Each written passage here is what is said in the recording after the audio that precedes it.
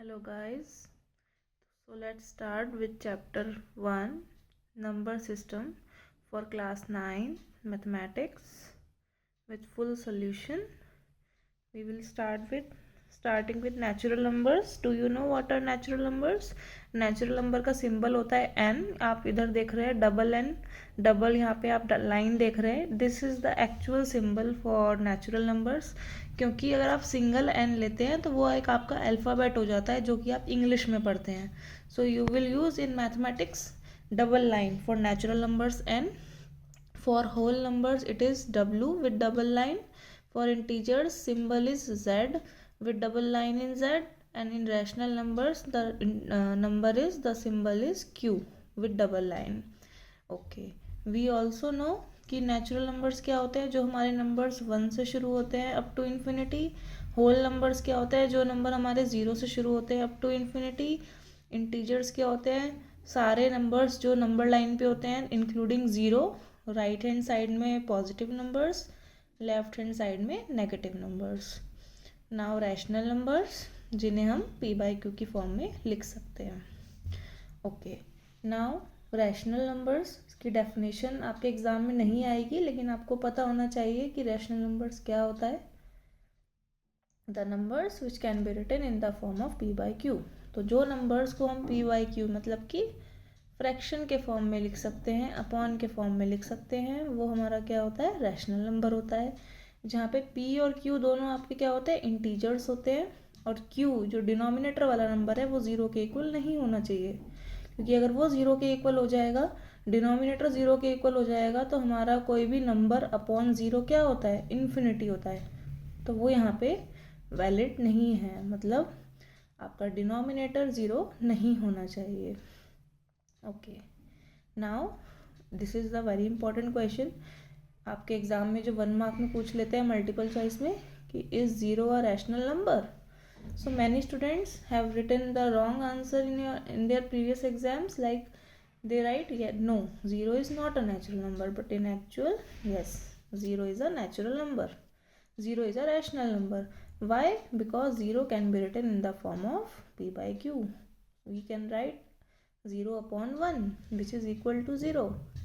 So any number जिसे हम p by q की फॉर्म में लिख सकते हैं वो क्या होता है? हमारा rational number. So 0 is also a rational number. Reason, 0 can be written in the form of p by q. How? 0 upon 1.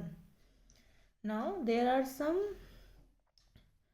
facts, some results are here, like which you have to know, you have to learn them, and could be asked in your examination in 1 mark as a MCQ. Like every natural number is a whole number, but every whole number is not a natural number. Natural number starting from 1, whole number starting from 0. Every integer is a rational number. सारे integers को हम p by Q की form में लिख सकते हैं, लेकिन every rational number is not a integer, क्योंकि rational number p by Q की फॉर्म में होते हैं, अपॉन की फॉर्म में होते हैं, और जो नंबर अपॉन में होते हैं वो इंटीजर्स नहीं होते. Every whole number is a integer. 0 1 2 3 4 whole numbers सब इंटीजर्स हैं, लेकिन इंटीजर्स होल नंबर नहीं होते. वाई? बिकॉज इंटीजर में नेगेटिव नंबर्स भी होते हैं, और नेगेटिव नंबर्स होल नंबर नहीं होते. Every whole number is a rational number. 0 1 2 3 4 the whole numbers are rational numbers, but rational number is not a whole number, क्योंकि again rational number p by Q की form में होते हैं, लेकिन whole number तो 0 1 2 3 होते हैं. They are not in the form of p by q. Okay, now proceeding with this, how to find rational numbers between two rational numbers. It is given in your question. Let how many rational numbers you have to find between any two rational numbers, and this is an important question in your for your exam. ये आपके exam के लिए important question है, जो कि 2 marks में, sometimes 3 marks में आपके एग्ज़ाम में पूछ लेते हैं. एंड यूटीज़ और पीरियोडिक टेस्ट जो होते हैं उसमें तो ये ज़रूर पूछ लेती हैं आपकी teachers. Like first question, how to find 5 rational numbers between 1 and 2. 1 और 2 के बीच में आपको 5 रैशनल नंबर्स फाइंड आउट करने हैं. अब आपको 5 रैशनल नंबर्स फाइंड आउट करने हैं। तो आपको एक चीज़ ध्यान रखनी है कि अगर आपको 5 रैशनल नंबर्स फाइंड आउट करने हैं तो आपको एक ज़्यादा, 5 से एक ज़्यादा कितना होता है, 5 + 1 = 6। तो आपको जो दो नंबर गिवन है 1 और 2, दोनों को 6 से मल्टीप्लाई और 6 से डिवाइड करना है। ठीक है, 1 को मल्टीप्लाई किया 6 से और डिवाइड भी किया 6 से, 6/6 आया। 2 को भी मल्टीप्लाई किया 6 से और डिवाइड किया 6 से, तो 12/6 आया। नाउ 6/6 और 12/6 के बीच में हमारे 5 रैशनल नंबर्स कौन से हो गए। Just you have to write the counting लिखनी है 6 और 12 के बीच में। 7/6, 8/6, 9/6, 10/6, 11/6। Done, easy question. Second question, for example, 6 rational numbers between 3 and 4. 6 rational numbers निकालेंगे तो what you will do? You will do 6 + 1, that is 7. आप मल्टीप्लाई करेंगे 3 और 4 को, 7 से मल्टीप्लाई, 7 से डिवाइड, तो 3 7 = 21/7, 4 7 = 28/7। उसके बाद आपको 6 रैशनल नंबर्स इनके बीच में लिख देने हैं, जस्ट लाइक काउंटिंग। 21 के बाद 22/7, 23/7, 24/7, 25/7, 26/7, 27/7. Now third question, for example, 5 rational numbers between 3/5 and 4/5. So you have to find 5 rational numbers. So what you will do?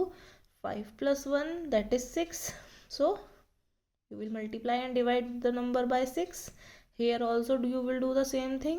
You will get 18/30 and 24/30. Now what you will do? You will just write the counting from 18 to 24. 19/30, 20/30, 21/30, 22/30, 23/30. Okay. Now what are irrational numbers? Irrational numbers are those numbers which cannot be written in the form of p/q, जिन्हें p/q की form में नहीं लिख सकते, वो आपके क्या हैं, irrational numbers हैं।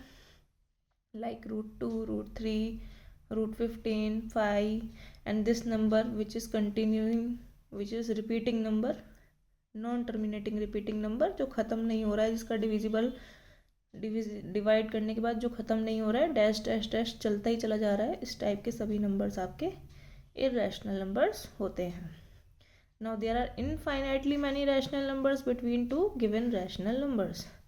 दो रैशनल नंबर के बीच में इनफाइनाइटली मैनी, आप कितने भी इनफाइनाइट रैशनल नंबर्स निकाल सकते हैं। Again a important question for 1 mark for your exam. Every irrational number is a real number. आप जानते हैं रियल नंबर किससे मिलके बनते हैं, रैशनल और इररेशनल नंबर से मिलके बनते हैं। तो इररेशनल नंबर तो रियल नंबर हो गई, लेकिन सारे रियल नंबर इररेशनल नहीं होते, क्योंकि रियल नंबर में रैशनल और इररेशनल दोनों आते हैं। रियल नंबर में सिर्फ इररेशनल नहीं आते, रैशनल और इररेशनल दोनों आते हैं। That's why. Now proceeding further, this is again an important question which can be asked in 2 marks in your exam. Locating √2, √3 and √5 in your number line. What you will do? First you will break √2 like 1 ka square plus 1 square, 1 plus 1 is 2, and you will take this as √2. You will take 1 b for base, p for perpendicular. You will draw a number line. Then you will write this 1 centimeter base, 1 centimeter perpendicular. You will join these two lines and you will get the your required number, which is √2. Now you will measure this. this slant line, ये जो आपकी inclined line है, टेढ़ी line, इसको आप नापेंगे अपने compass से, और फिर यहाँ से एक आर्क लगा देंगे 0 से, और जो आर्क की लेंथ होगी दैट इज़ योर √2। √2 की वैल्यू पता है सबको, 1.414। तो जो आपका आर्क है वो 1 और 2 के बीच में आएगा। 1.414 वैल्यू 1 और 2 के बीच में ही लाई करती है। उसके बाद √3 को ब्रेक करने के लिए 1 का स्क्वायर प्लस √2 का स्क्वायर, क्योंकि आप जानते हैं कि 1 और √2 चाहिए। 1 और 2 का स्क्वायर तो 5 हो जाएगा। तो √3 बनाने के लिए पहले आपको 1 चाहिए नीचे, इधर भी 1 चाहिए, आपने √2 बना दिया। उसके बाद √2 से अगेन 1 सेंटीमीटर, √2 को हमने बेस माना और 1 सेंटीमीटर परपेंडिकुलर, जो ऊपर मैंने लिखा भी है √2 के नीचे b और 1 के नीचे p। तो ये √2 आपका बेस है 1, और √2 आपका बेस है और 1 इज योर परपेंडिकुलर। फिर आपने इसको ज्वाइन किया तो ये आपका क्या बन गया, √3 बन गया। इसको आपने नापा अपने कंपास से और फिर यहाँ से आपने एक आर्क लगाया और ये जो आर्क की लेंथ है OA, ये आपका बन गया √3। ठीक है, √3 का वैल्यू होता है 1.732। तो ये अगेन आपका जो आर्क है 1 और 2 के बीच में आएगा, लेकिन 2 की तरफ आएगा क्योंकि वैल्यू क्या है 1.7। यहाँ मैंने लिखा भी है √2 और √3 की वैल्यू जो है 1 और 2 के बीच में लाया करेगी। उसके बाद √5 का आप इधर देख रहे हैं। √5 का बनाने के लिए आपने ब्रेक किया 2 का स्क्वायर प्लस 1 का स्क्वायर। 2 को बेस मान लीजिए, 1 को परपेंडिकुलर, 2 सेंटीमीटर बेस लिया, 1 सेंटीमीटर परपेंडिकुलर लिया, ज्वाइन कर दिया और जो लाइन ज्वाइन करी है उसको नापा अपने कंपास से और फिर यहाँ से आर्क लगा दिया। तो जो आर्क की लेंथ है वो आपका क्या हो गया, √5। √5 की वैल्यू होती है 2.236। तो आपका जो आर्क है वो 2 और 3 के बीच में आएगा क्योंकि वैल्यू 2.2 है, 2 से थोड़ी सी ज़्यादा है। इस बात का ध्यान रखेंगे आप, और इससे आपको पता चल जाएगा कि आपका क्वेश्चन सही है या नहीं। आर्क से, वैल्यू से पता चल जाएगा कि इसका आर्क कहाँ पे आना चाहिए। Now we have 3 types of decimal expansions: terminating decimal expansion, non terminating non recurring decimal expansion, non terminating recurring decimal expansion. तो अगर आप 2 नंबर डिवाइड कर रहे हैं और वो कम्प्लीटली डिवाइड हो जाते हैं विद रिमाइंडर 0, तो वो टर्मिनेटिंग डेसिमल एक्सपेंशन है। नॉन टर्मिनेटिंग नॉन रिकरिंग, कि जो डेसिमल एक्सपेंशन जब आप डिवाइड कर रहे हैं तो वो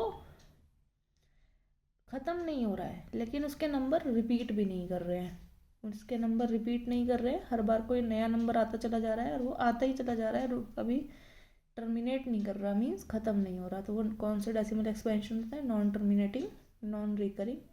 रिकरिंग मीन्स रिपीटिंग। फिर है नॉन टर्मिनेटिंग रिकरिंग, जिसमें कि ख़त्म नहीं हो रहा है लेकिन एक ही नंबर बार बार आया चला जा रहा है, लाइक 1.272727। तो 27 इसमें रिपीट हो रहा है, तो 1.27 पर बार। जो डेसिमल एक्सपेंशन होते हैं रैशनल नंबर के, वो या तो टर्मिनेटिंग होते हैं या नॉन टर्मिनेटिंग रिकरिंग होते हैं। ये ध्यान रखेंगे आप, 1 मार्क में पूछ सकते हैं। और जो डेसिमल एक्सपेंशन होते हैं इर्रेशनल नंबर के, वो नॉन टर्मिनेटिंग नॉन रिकरिंग होते हैं। Please guys remember this could be asked in your exam as a 1 mark question in multiple choice. Now next question, moving further, you will see how you will express non-terminating recurring decimal expansion in the form of p by q. Here the question is 0.3 bar is equal to 0.3333. You have to express in the form of p by q. So you will, what you will do, you will let x is equal to 0.333. बार का मतलब है कि वो number repeat हो रहा है। अब आप क्या करेंगे, मल्टीप्लाई करेंगे बोथ साइड्स बाय 10। यहाँ पे एक नंबर पे बार है ना, 3 के ऊपर बार है, एक ही नंबर पे बार है। इट मीन्स कि आप इसको 1 के आगे एक 0 लगा देंगे, मतलब 10। तो 10 से आपने दोनों साइड मल्टीप्लाई किया। 10 को x से किया 10x, यहाँ पे 10 से किया तो डेसिमल एक पॉइंट आगे आ जाएगा 3.333। इसको इक्वेशन फर्स्ट माना, इसको सेकंड, फिर इक्वेशन 1 को इक्वेशन 2 में से माइनस किया, subtracting equation 1 from equation 2। So what you will get, 10x minus x, 3.333 minus 0.333। So 10x में से x घटाएंगे तो 9x और 3.333 में से 0.33 घटाएंगे तो 3। Now simple equation you will solve, x is equal to 3 और डिनोमिनेटर में भी आ जाएगा 9, कट करने के बाद आंसर आ गया 1/3। सेकेंड एग्जाम्पल 1.27 पे बार, 27 पे बार इट मीन्स 27 रिपीट हो रहा है, 27 27 27। यहाँ पे 2 नंबर पे बार है तो you will multiply the given number by 100। You have to multiply this by 100। So आप x पहले तो आपने लिख लिया, let x is equal to 1.272727, इसको 1 मान लिया।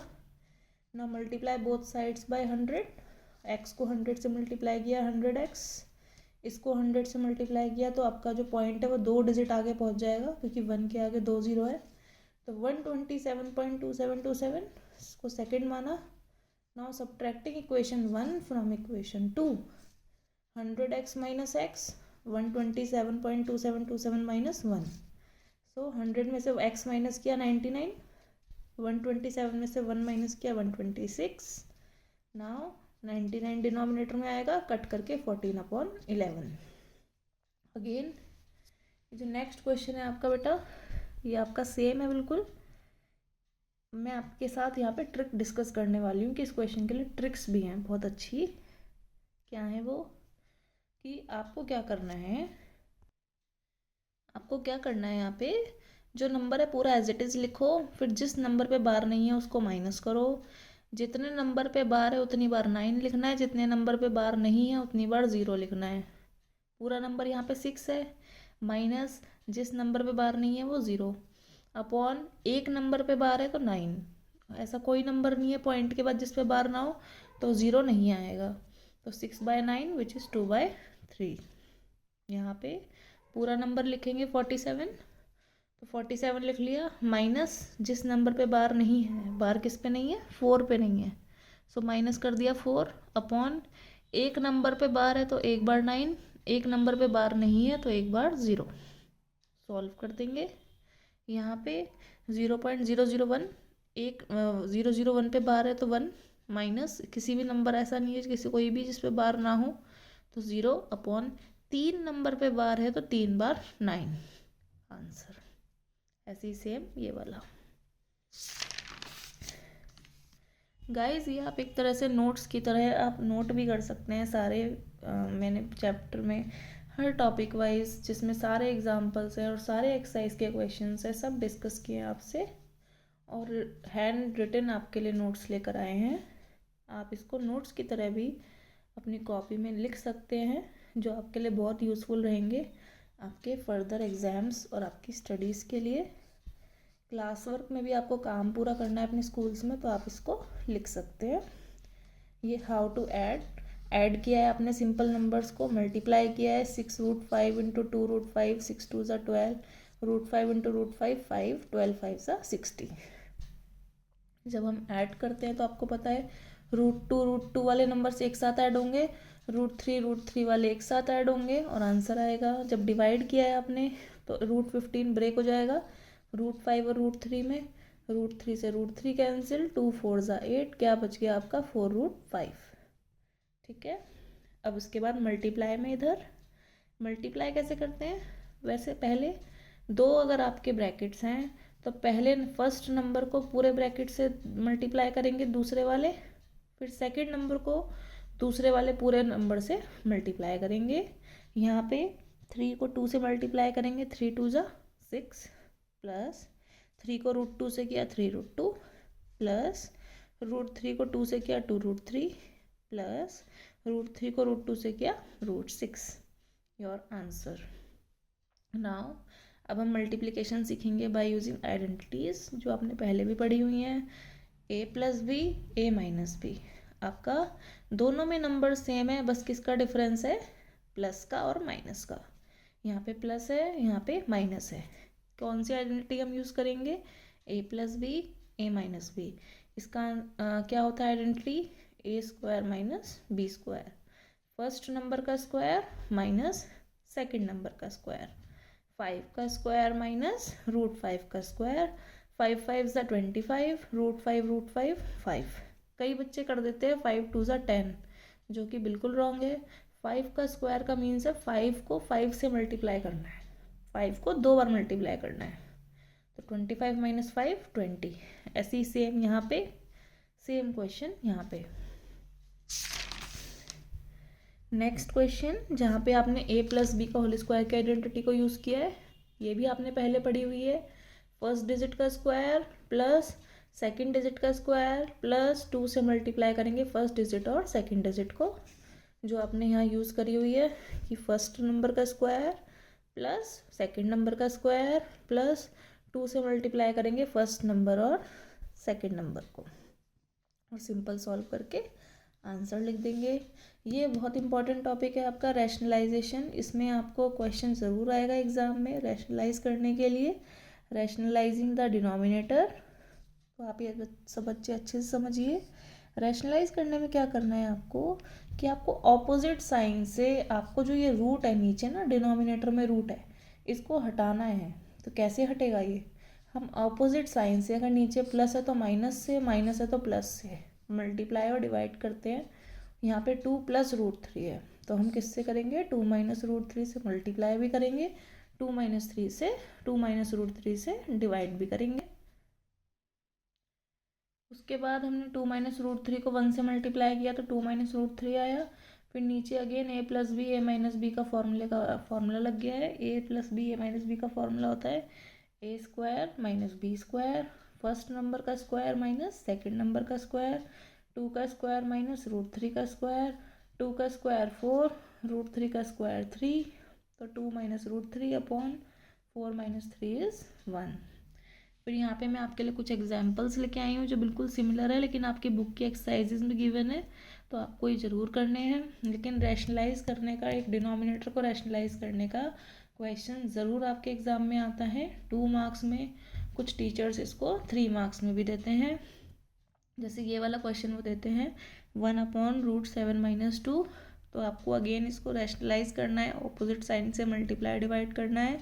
√7 का स्क्वायर नीचे और 2 का स्क्वायर, यहाँ पे क्या है कि दूसरे नंबर में रूट नहीं है, कई बच्चे इसको √2 मान के 2 का स्क्वायर 2 ही लिख देते हैं। तो √7 का स्क्वायर 7, 2 का square 4, 7 - 4 which is 3। Okay, now moving further. ये क्वेश्चन आपके एग्जाम में बहुत कम देखा जाता है, लेकिन आपकी बुक में है तो आपको आना चाहिए कि 9.3 को नंबर लाइन पे आपको लोकेट करना है।